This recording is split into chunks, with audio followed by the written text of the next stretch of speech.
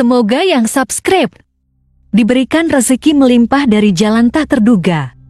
Dan yang like komen, dimudahkan jalannya menuju surga di hari akhir nanti. Siapa yang tak mendengar nama Qorun? Qorun adalah seorang sosok kaya raya di zaman Nabi Musa, tapi namanya melegenda hingga sekarang. Kisahnya diabadikan dalam Al-Quran, bahkan menjadi peribahasa atau ungkapan di masyarakat guna menggambarkan seseorang yang mirip dengan tabiatnya atau menisbatkan harta yang ditemukan terpendam dalam tanah sebagai harta Qorun.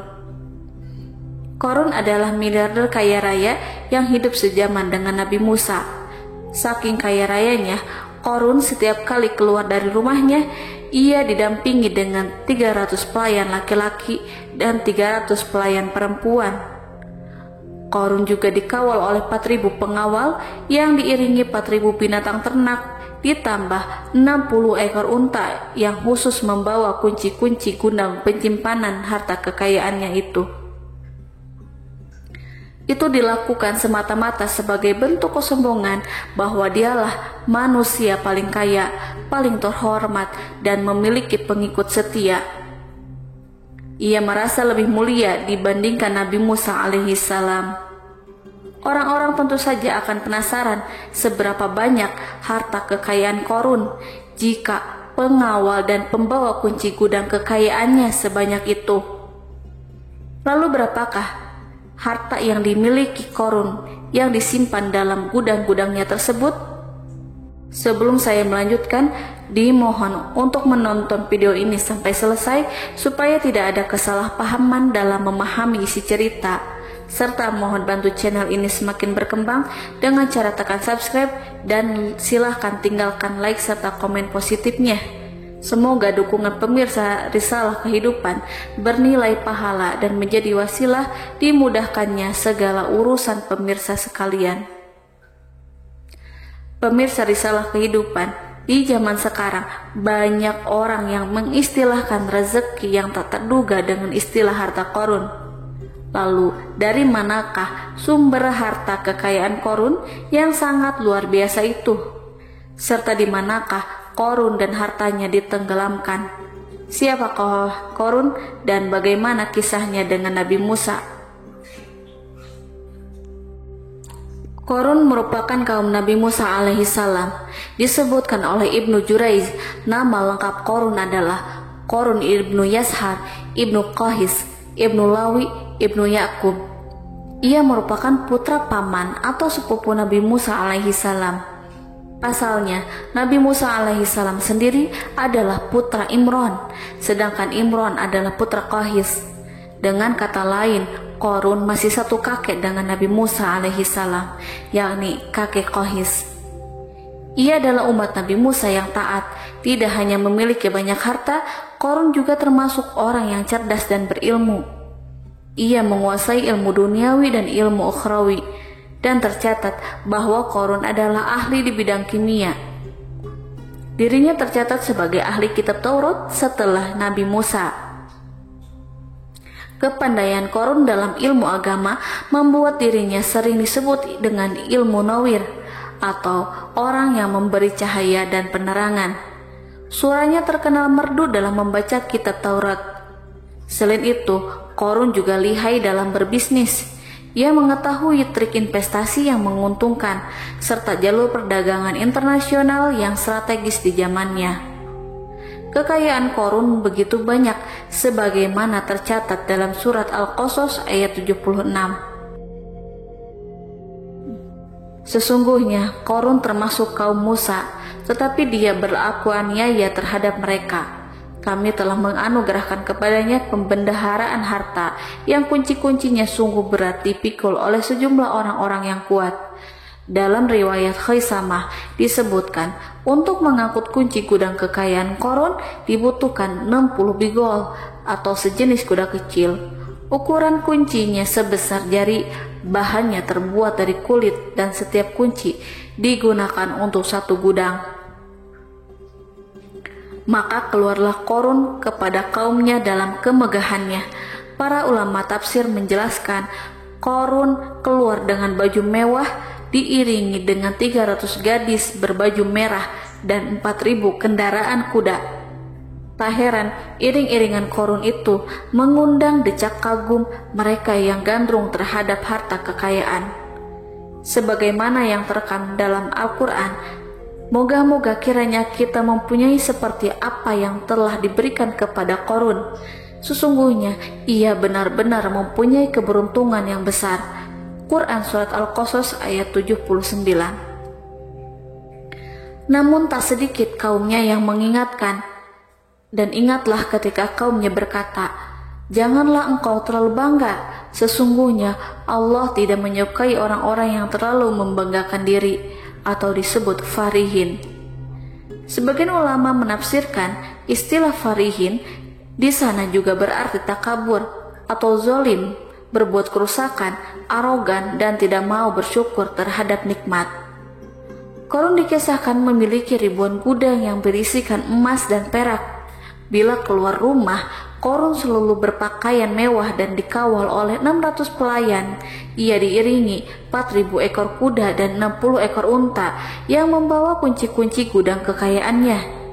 Namun sayang seribu sayang, Korun kemudian membangkang pada Nabi Musa dan menjadi pengikut setia Fir'aun. Mengenai dari mana asal-usul kekayaan Korun, ada beberapa riwayat yang memberitakan tentang asal-usul kekayaan Korun tersebut. Sumber pertama menyebutkan bahwa jauh sebelum memiliki kekayaan, Korun hanyalah seorang lelaki miskin yang tidak mampu menafkahi keluarganya sendiri. Anaknya sangat banyak. Lalu, suatu hari ketika Korun datang kepada Nabi Musa, ia meminta Nabi Musa alaihissalam untuk mendoakannya agar Allah memberikan harta benda yang banyak. Korun juga meminta Nabi Musa mengajarinya ilmu kimia dan ilmu-ilmu kehidupan lainnya. Korun dikenal sebagai orang yang soleh dan mengikuti ajaran Ibrahim dengan baik, sehingga tanpa pikir panjang Nabi Musa alaihissalam menyetujui permintaannya. Allah Subhanahu wa Ta'ala mengabulkan doa Nabi Musa. Korun diberikan kecerdasan luar biasa dan menguasai ilmu yang telah diajarkan kepadanya. Korun menguasai teori dan praktik pembuatan emas permata dan beragam perhiasan mewah lainnya. Ia juga pakar dalam ilmu arsitektur rancangan bangunan, penataan kota, dan lain sebagainya.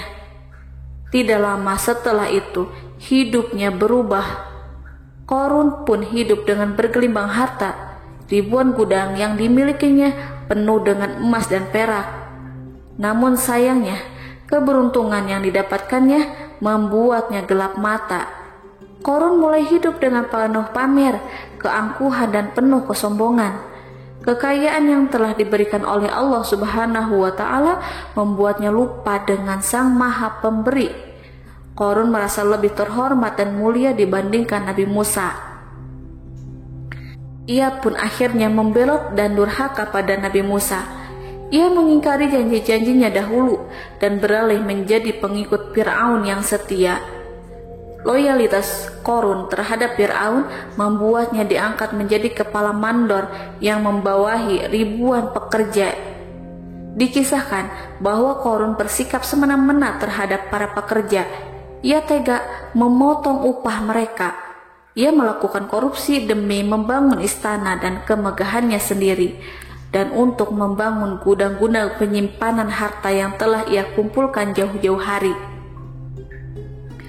Ketika datang perintah zakat, Nabi Musa alaihissalam pergi menemui Korun dan memerintahkannya mengeluarkan zakat sebesar 1 dinar dari setiap 1000 dinar, 1 dirham dari setiap 1000 dirham, 1 kambing dari setiap 1000 kambing, dan seterusnya. Setelah Korun menghitung seluruh hartanya, ternyata jumlah zakatnya sangat besar. Kekikirannya pun mulai menghalangi hatinya untuk mengeluarkan zakat. Korun enggan membayar zakat ketika Nabi Musa alaihissalam menagih zakat yang diperintahkan oleh Allah untuk ditunaikannya. Ketika Korun diminta zakat, ia langsung marah dan tidak memberikan sedikit pun kekayaannya. Dia berpikir bahwa harta kekayaan yang dimilikinya didapat dari hasil kerja dan usahanya sendiri, dan tidak ada kaitannya dengan siapapun, termasuk Allah Subhanahu wa Ta'ala. Janji Qorun untuk lebih taat beribadah dan membantu sesama jika diberi kekayaan oleh Allah dilupakannya. Dia mempergunakan kekayaannya tersebut dalam kesesatan, kezaliman, dan permusuhan, sehingga membuatnya menjadi sombong dan terlena. Orang-orang beriman pada masa itu sering menasehati Qorun untuk bersyukur atas nikmat yang Allah berikan kepadanya, tetapi dia tidak mengindahkan nasihat tersebut. Dari sikapnya tersebut sudah jelas bahwa Qorun tidak membutuhkan nasihat kebenaran, bahkan merasa tidak takut dengan ancaman Allah, sebab Qorun merasa sudah memiliki segalanya. Qorun merasa dirinya hebat dan pintar serta punya banyak pengikut setia, punya banyak pengawal dan merasa aman karena dekat dengan Raja Fir'aun. Qorun berkata, "Sesungguhnya aku mendapatkan harta ini karena ilmu yang ada padaku." Qorun sangat sombong. Ia merasa hartanya didapatkannya sendiri tanpa campur tangan dan kehendak Zat yang Maha Kaya, yakni Allah Subhanahu wa Ta'ala. Apakah Qorun lupa ataukah ia tidak tahu bahwa Allah telah membinasakan orang-orang sombong sebelumnya, yang bahkan lebih kuat darinya, yang lebih kaya darinya, yang lebih banyak pengawalannya, lebih kokoh dan tak terkalahkan dibanding dirinya? Karena terdorong sifat kikir dan angkuh, maka Qorun membuat rencana untuk melakukan tipu daya agar dia terlepas dari kewajiban membayar zakat. Dia ingin menjatuhkan nama baik dan citra baik Nabi Musa alaihissalam. Kemudian dia mengumpulkan tokoh-tokoh konglomerat Bani Israel. Ia berkata kepada mereka, "Wahai saudara-saudaraku, terhadap apa yang diperintahkan Musa untuk membayar zakat, apakah kalian akan mematuhinya? Sekarang dia hendak mengambil harta yang ada di tangan kalian, maka pikirkanlah suatu cara untuk menghindari perintahnya." Para pembesar-pembesar yang dipanggil kemudian menjawab, "Wahai paduka Qorun, engkau lebih besar daripada kami akan melakukan apapun yang kau inginkan." Qorun pun berkata, "Datangkanlah kepadaku wanita cantik, aku akan memberinya hadiah besar jika ia berhasil menggoda dan memfitnah Nabi Musa." Ketika wanita cantik yang diinginkan datang, Qorun memberikan kepadanya uang muka sebagai jaminan. Ia akan membayarkan seluruh yang dijanjikan ketika berhasil menjalankan misinya. Bukan hanya itu, Qorun pun berjanji akan menjadikan wanita ini sebagai istrinya. Dan keesokan harinya, Qorun mengumpulkan Bani Israel. Setelah itu, Qorun menghadap kepada Nabi Musa seraya berkata, "Orang-orang menanti kedatangan Anda, sampaikanlah saran dan nasihat kepada mereka." Nabi Musa kemudian keluar dari rumahnya. Ia mulai menyampaikan nasihat pada umatnya. Di antara nasihatnya, beliau berkata, "Barang siapa yang mencuri, aku akan memotong tangannya. Barang siapa yang memfitnah, aku akan mencambuknya sebanyak 70 kali. Barang siapa yang tidak mempunyai istri dan dia berbuat zina, maka aku akan mencambuknya sebanyak 70 kali.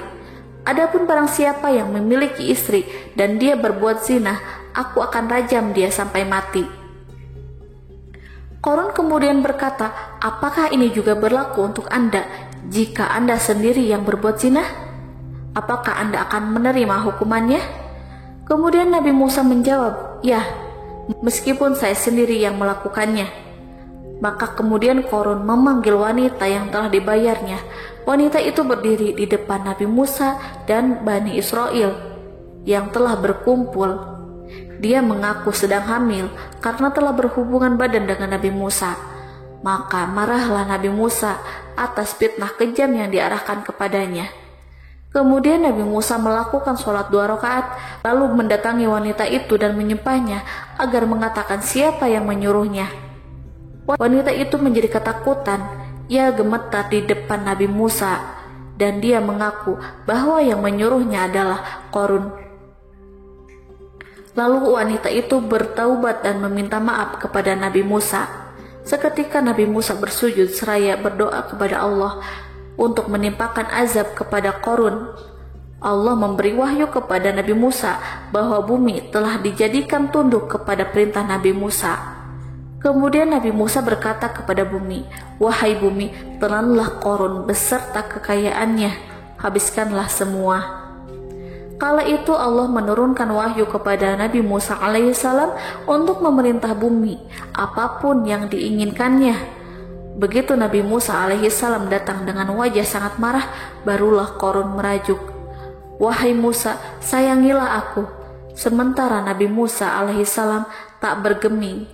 Beliau lantas berkata pada bumi, "Wahai bumi, ambillah mereka." Seketika rumah Qarun mulai bergetar. Qarun dan antek-anteknya mulai dibenamkan hingga bagian lututnya. Rumahnya ikut turun sedalam lutut. Qarun kembali merajuk, "Sayangilah aku Musa." Rumahnya kembali berguncang.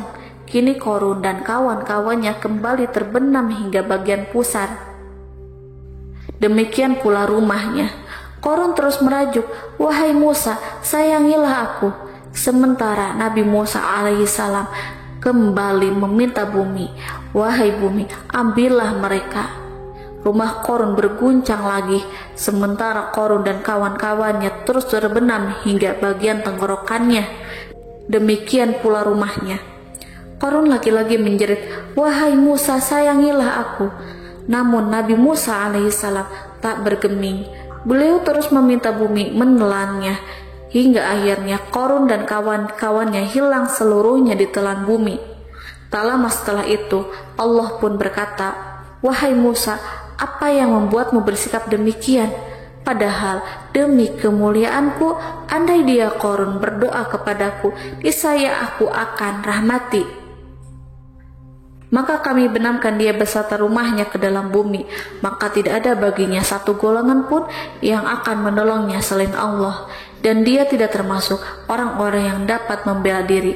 Quran Surat Al-Qasas ayat 81. Lalu di manakah lokasi ditenggelamkannya Qarun beserta harta bendanya? Konon berdasarkan kepercayaan beberapa masyarakat setempat, Qarun ditenggelamkan di sekitar sungai atau danau Moris yang terletak di kota Fayum, negara Mesir. Qarun konon mendirikan istana, dan di tempat itu pula ia ditenggelamkan. Dahulu Qarun berkeinginan membangun sebuah istana, namun tidak diizinkan oleh Fir'aun jika istana itu dibangun di samping istana Fir'aun. Terlebih Qarun juga tidak ingin membangun istana di tengah pemukiman Bani Israel yang terletak di tanah Jasan. Fir'aun pun memberikan tanah di wilayah Fayum. Kemudian di tepi sungai Fayum inilah Qarun membangun istananya yang megah, dan di dalamnya membangun Al-Kunuz atau gudang penyimpanan harta berisi emas dan perak. Salah satu bukti arkeologis yang dapat dijumpai di lokasi tersebut adalah runtuhan bangunan yang diduga sebagai tempat tinggal Qarun yang berjarak sekitar 2 km dari Danau Qarun. Menurut beberapa sumber, bangunan yang masih berdiri kokoh tersebut adalah benteng yang dibangun oleh Qarun. Namun, ada juga yang mengatakan bahwa bangunan tersebut adalah tempat tinggalnya. Wallahu a'lam bishawab.